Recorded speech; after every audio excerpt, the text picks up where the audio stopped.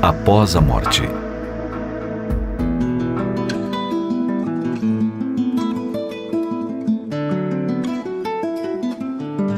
A morte é um fenômeno biológico inevitável. Os homens são espíritos encarnados. Eles estão na Terra, mas não são da Terra. Permanecem aqui de forma transitória, a fim de que evoluam intelectual e moralmente.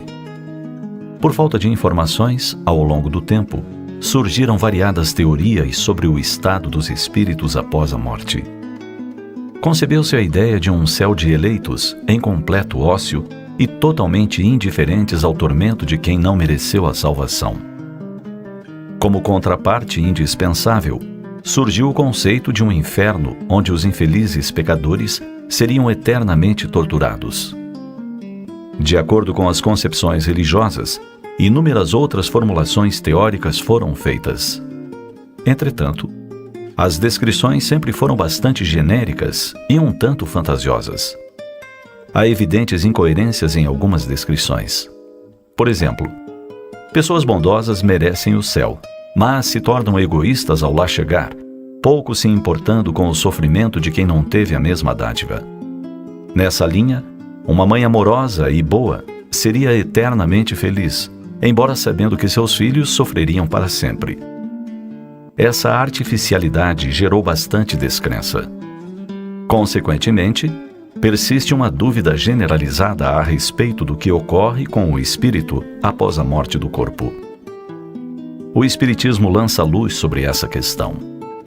Ele não formula uma mera teoria a partir de concepções filosóficas. São os próprios espíritos desencarnados que relatam sua situação. A mediunidade bem empregada permite o intercâmbio com os integrantes do plano espiritual. Por meio dela, é possível verificar como eles vivem, se sofrem ou são felizes e a razão disso. Não se trata de imaginar como está atualmente um espírito que viveu na Terra de determinado modo. Ele próprio descreve sua situação.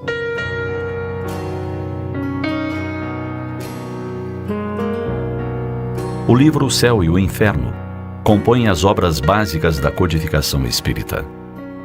Ele é rico de relatos feitos por espíritos a respeito de como se sentem, da vida que levam, de sua felicidade ou infelicidade. Desses relatos, extrai-se que a morte não é um processo milagroso que converte homens em anjos. Quem era bondoso na terra, persiste bondoso e solidário no plano espiritual. Se amava o trabalho, permanece laborioso. Já o homem mesquinho também assim se mantém. Não há saltos na evolução. A análise dessas descrições revela que a felicidade depende de como se viveu, do bem ou do mal que se fez. Não há favores ou privilégios. Cada qual é feliz ou infeliz de acordo com seu próprio mérito. O homem caridoso é recebido pelos inúmeros seres a quem amparou enquanto na terra. Ele experimenta extremo júbilo ao sentir-se amado, ao saber que bem gastou seu tempo e seus talentos. Já o criminoso vivencia grandes padecimentos. Ele vê suas vítimas, revê mentalmente as maldades que cometeu, e não há fuga ou desculpa possível.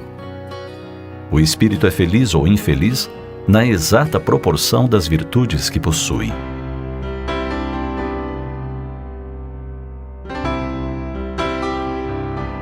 Ciente dessa realidade e de que você inevitavelmente morrerá, reflita sobre o modo como vive. Para evitar construir sua casa sobre areia, no dizer evangélico, dedique-se a amealhar virtudes e a fazer o bem. Apenas isso garantirá sua felicidade quando retornar ao seu verdadeiro lar. Pense nisso.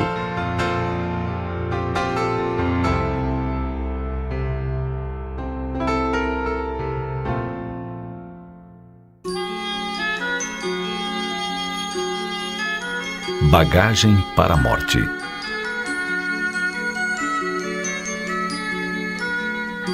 Naqueles dias, as manchetes alardearam a morte de personalidade internacional famosa. Por quase uma semana, elas ocuparam as páginas dos principais jornais. Estiveram nas rádios e nas emissoras de TV.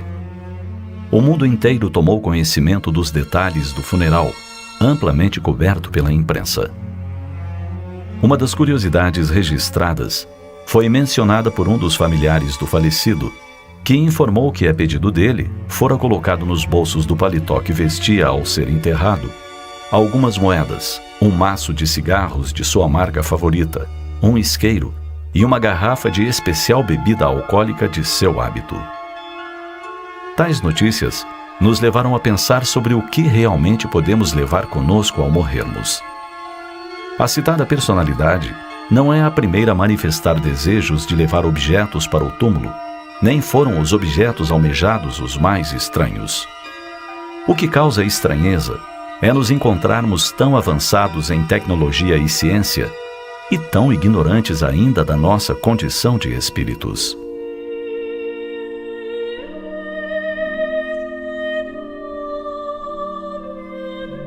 Servimos-nos dos bens da terra e nos vinculamos a eles de tal maneira que os desejamos portar conosco para toda a eternidade. Objetos de estimação, imprescindíveis. Tais são as expressões como são referendadas às últimas vontades de jamais se separar deles, nem na morte. Contudo, a morte nos remete para outra realidade. O mundo espiritual, onde tais apetrechos materiais de nada servirão ao espírito, senão para o manter aprisionado à carne, ao mundo que acabou de abandonar. Impedem-lhe, pois, a verdadeira libertação. Quando se trata de objetos que traduzem os nossos vícios, cria-se um vínculo ainda maior no sentido de que se parte para o mundo espiritual com a certeza de prosseguir nos mesmos desatinos da terra. O dito popular expressa que só se leva da vida a vida que se leva. E tem razão. As únicas coisas que nos haverão de servir na espiritualidade, finda a vida corpórea, serão as ações praticadas e as conquistas espirituais. Somente elas partem conosco e se constituirão em nossas alegrias ou em nossas desditas, no mundo para o qual nos deslocamos ao morrer.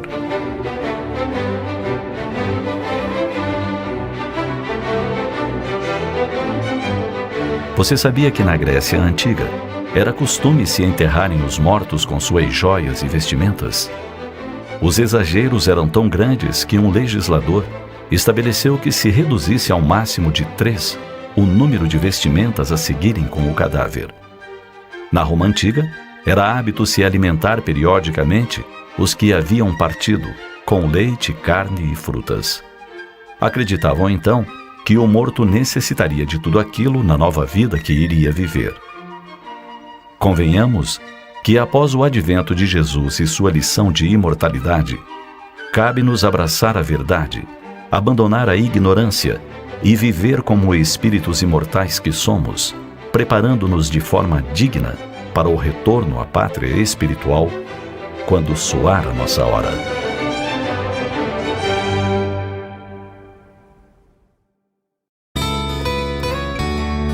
Comemoração dos mortos.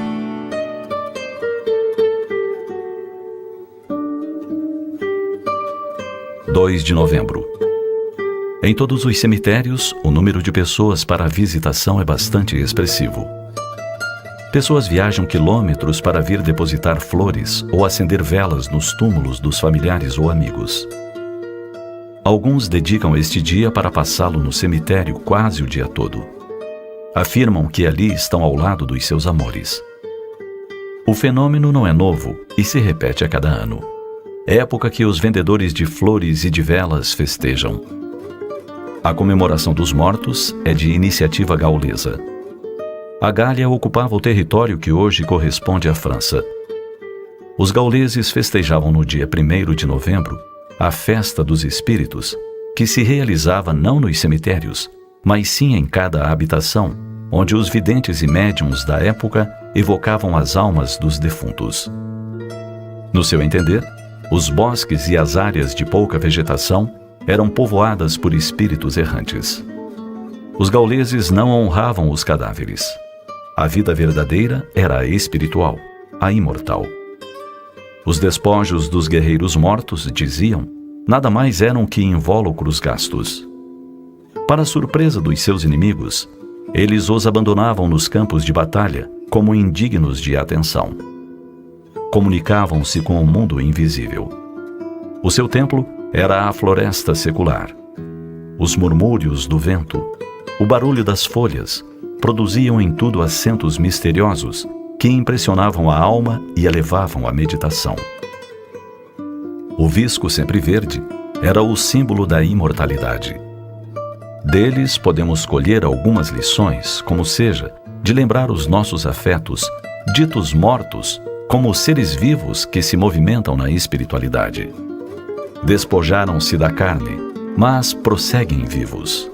Portanto, não os devemos procurar nas tumbas frias.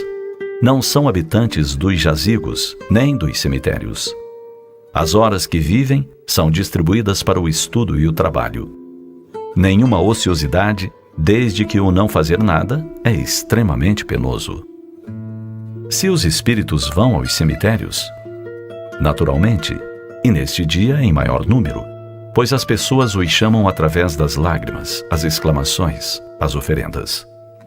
Comparecem aos cemitérios como o fariam a qualquer outro lugar em que um ou mais corações os chamassem. Da parte dos que estão encarnados, comparecer ou não aos cemitérios neste dia é decisão pessoal. O importante é se conscientizar de que os nossos amores não estão encerrados nos caixões. Prosseguem em atividades ou recuperação. Merecem-nos respeito, como respeitamos o convalescente no hospital ou o executivo em seu escritório às voltas com suas tarefas.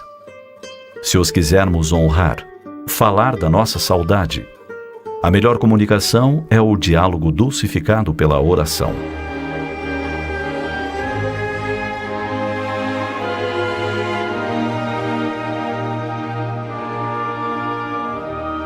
O espírito do poeta português Camilo Castelo Branco, narrando suas experiências após a morte física, diz da sua surpresa ao observar desenhado em uma tela, qual projeção cinematográfica, o perfil de pessoas que por ele oravam na terra.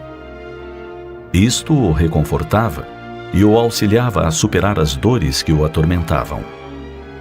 Deste modo, como as nossas palavras e recordações atingem e influenciam os espíritos, o amor verdadeiro nos dirá que os vocábulos que saírem das nossas bocas deverão ser tranquilizadores. Que as evocações mentais deverão ser sempre as da alegria, das felizes recordações. Não mentalizemos os que se foram como se estivessem gélidos e imóveis nas urnas funerárias. Ao contrário, pensemos neles ativos, lúcidos, vivendo a nova realidade. Não deixaram de nos amar. Como nós, têm saudades. Ansiariam estar conosco. Mas, como o aprendizado em que se encontram é de suma importância, não sejamos nós a lhes opor obstáculos e criar algemas. Se algo lhes desejamos ofertar, que seja a prece sentida e vivida. Prece que dulcifica a saudade, aproxima as almas e reconforta o espírito.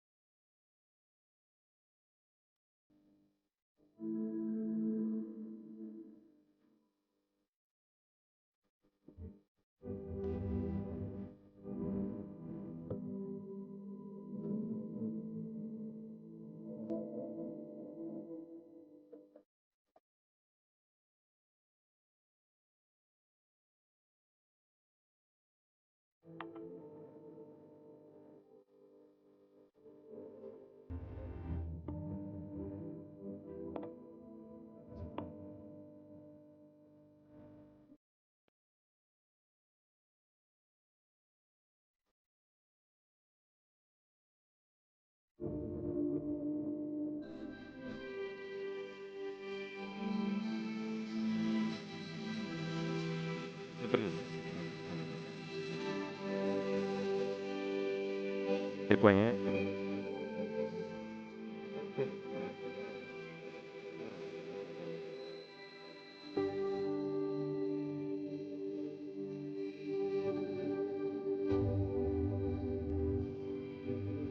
Uhum.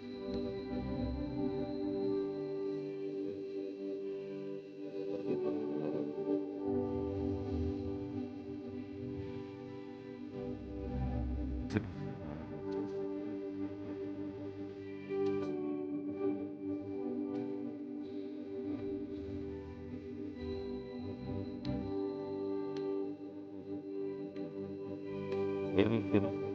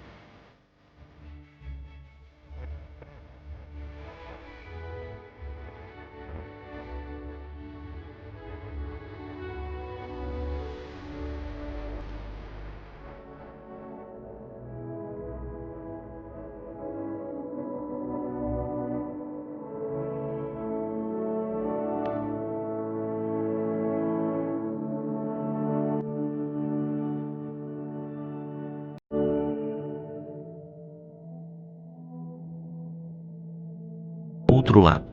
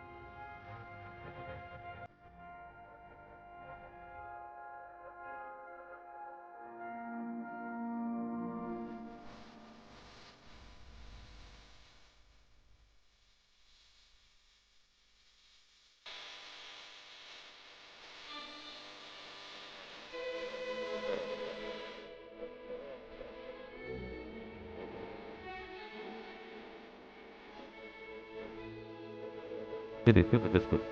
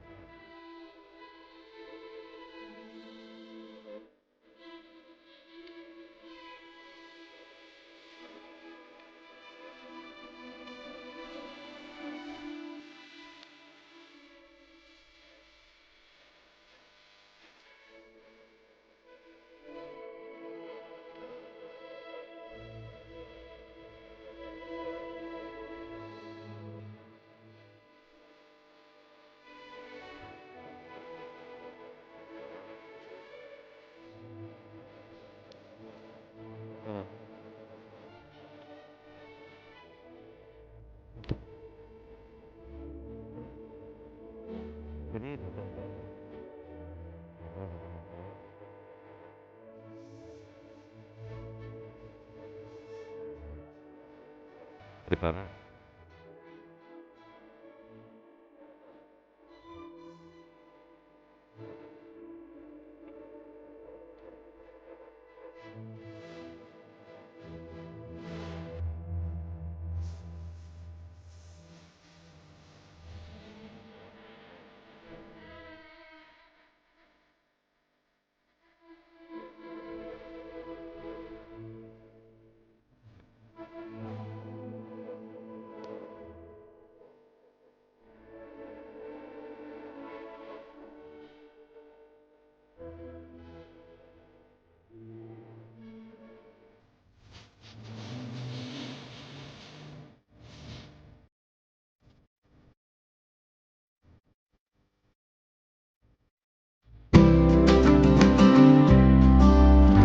E a vida prossegue.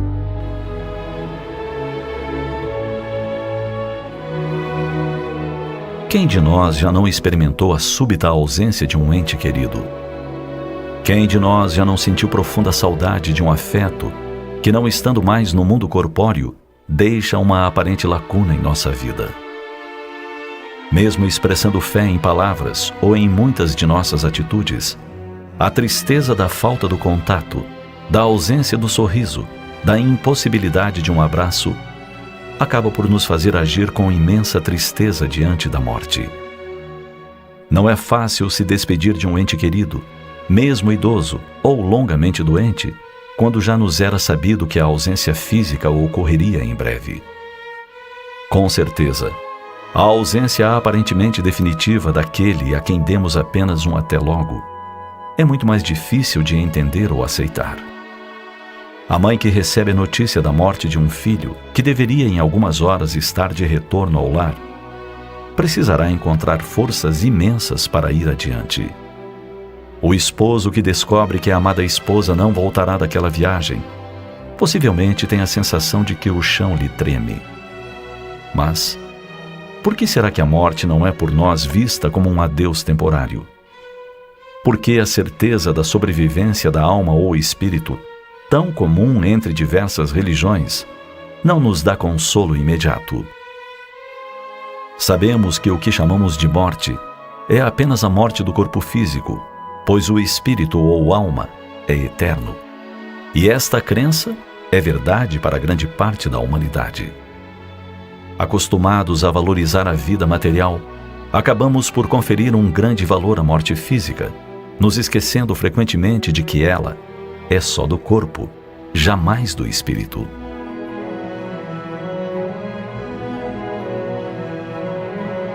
Se realmente temos fé, se realmente nossa crença está alicerçada no coração e na mente, o consolo virá e será mais facilmente aceito.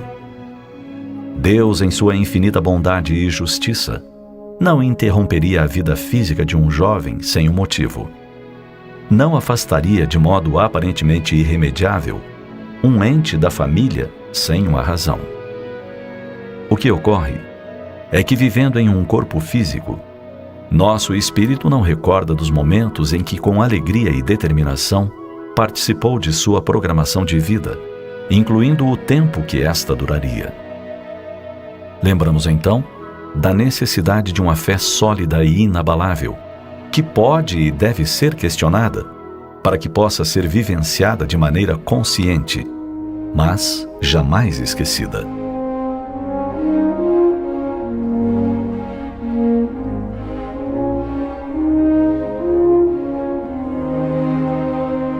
Francisco Cândido Xavier, o grande médium, reconhecido e respeitado mundo afora, nos trouxe através da sua mediunidade psicográfica inúmeras notícias do outro lado, nos dando provas de que a vida prossegue e que os sentimentos continuam.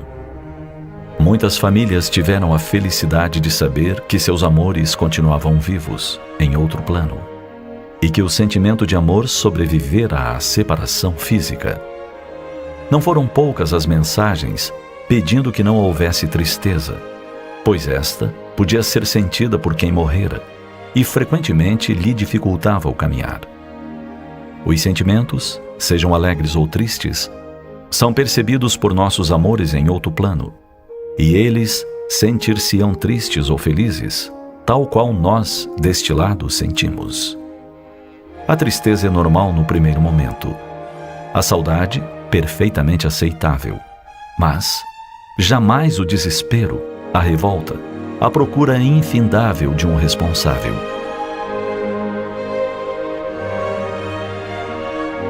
A oração, instrumento acessível a qualquer pessoa, independentemente de sua crença, é valioso meio de buscarmos forças e de enviarmos nossos sentimentos de amor a quem já partiu deste plano físico.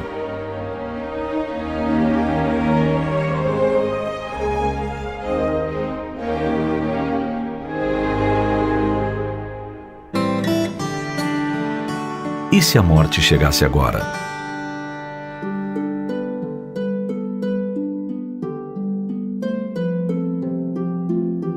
Se você soubesse que hoje iria morrer, o que faria? Esta pergunta foi feita a um homem no século XIII. Era um homem iluminado. Nascido em berço de ouro, conheceu as delícias da abastança. Filho de rico mercador, trajava-se com os melhores tecidos da época. Sua adolescência e juventude foram impregnadas das futilidades daqueles dias, em meio a expressivo número de amigos. Assim transcorria sua vida, quando um chamado se deu a esse jovem. Então, ele se despiu dos trajos da vaidade e se transformou no irmão Francisco, o irmão dos pobres. Sua alma se encheu de poesia e ele passou a compor versos para as coisas pequeninas, mas muito importantes, da natureza. Chamou irmãos à água, ao vento, ao sol, aos animais. Sua alma exalava o odor da alegria que lhe repletava a intimidade. Muitos amigos o seguiram, abraçando os lemas da obediência, pobreza e castidade. Amigos na opulência, amigos na virtude. Certo dia, enquanto arrancava do jardim as ervas daninhas, Frei Leão, que o observava, lhe perguntou: Irmão Francisco, se você soubesse que morreria hoje, o que faria? Francisco descansou o ancinho por um instante. Seus olhos, apagados para as coisas do mundo passageiro, pareceram contemplar paisagens interiores de beleza. Suspirou, pareceu mergulhar o olhar para o mais profundo de si e respondeu sereno: Eu continuaria a capinar o meu jardim. E retomou a tarefa no mesmo ritmo e tranquilidade.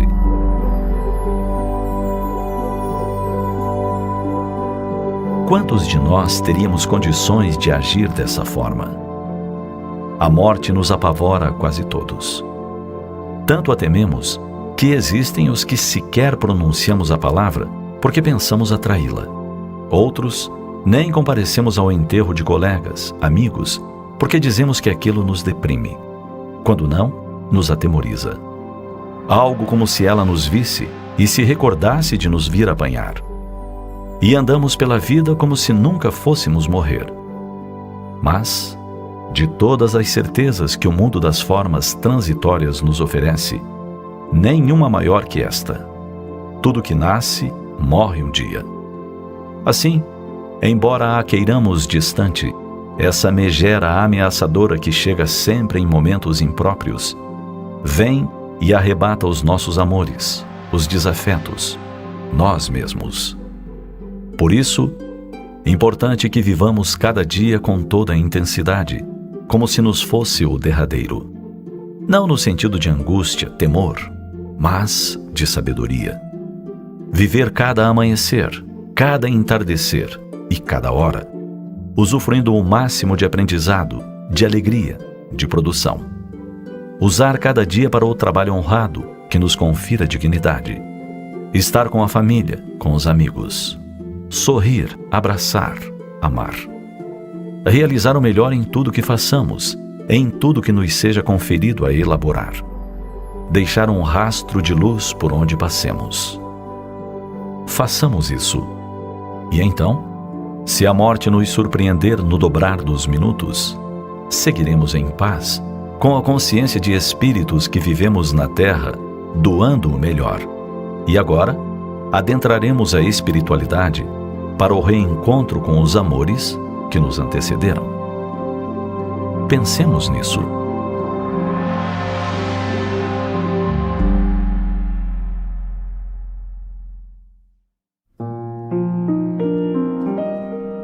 Morrer é voltar para casa.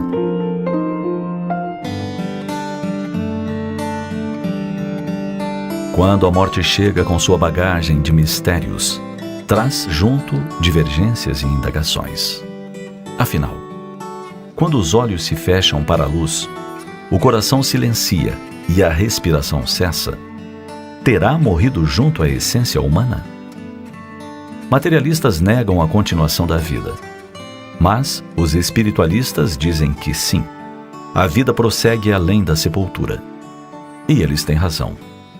Há vida depois da morte, vida plena, pujante, encantadora. Prova disso? As evidências estão ao alcance de todos os que querem vê-las. Basta olhar o rosto de um ser querido que faleceu e veremos claramente que falta algo. A alma já não mais está ali. O espírito deixou o corpo feito de nervos, sangue, ossos e músculos. Elevou-se para regiões diferentes, misteriosas, onde as leis que prevalecem são as criadas por Deus. Como acreditar que somos um amontoado de células, se dentro de nós agita-se um universo de pensamentos e sensações? Não, nós não morreremos junto com o corpo. O organismo voltará à natureza. Restituiremos à terra os elementos que recebemos. Mas o espírito jamais terá fim. Viveremos para sempre em dimensões diferentes desta. Somos imortais. O sopro que nos anima não se apaga ao toque da morte. Prova disso está nas mensagens de renovação que vemos em toda parte. Ou você nunca notou as flores delicadas que nascem sobre as sepulturas? É a mensagem silenciosa da natureza anunciando a continuidade da vida. Para aquele que buscou viver com ética e amor, a morte é apenas o fim de um ciclo, a volta para casa. Com a consciência pacificada, o coração em festa, o homem de bem fecha os olhos do corpo físico e abre as janelas da alma. Do outro lado da vida, a multidão de seres amados o aguarda. Pais, irmãos, filhos ou avós, não importa. Os parentes e amigos que morreram antes estarão lá para abraços calorosos, beijos de saudade, sorrisos de reencontro. Nesse dia, as lágrimas podem regar o solo dos túmulos e até respingar nas flores, mas haverá felicidade para o que se foi em paz. Ele vai descobrir um mundo novo, há muito esquecido. Descobrirá que é amado e experimentará um amor poderoso e contagiante. O amor de Deus. Depois daquele momento em que os olhos se fecharam no corpo material, uma voz ecoará na alma que acaba de deixar a terra e dirá suave: vem, sê bem-vindo de volta à tua casa.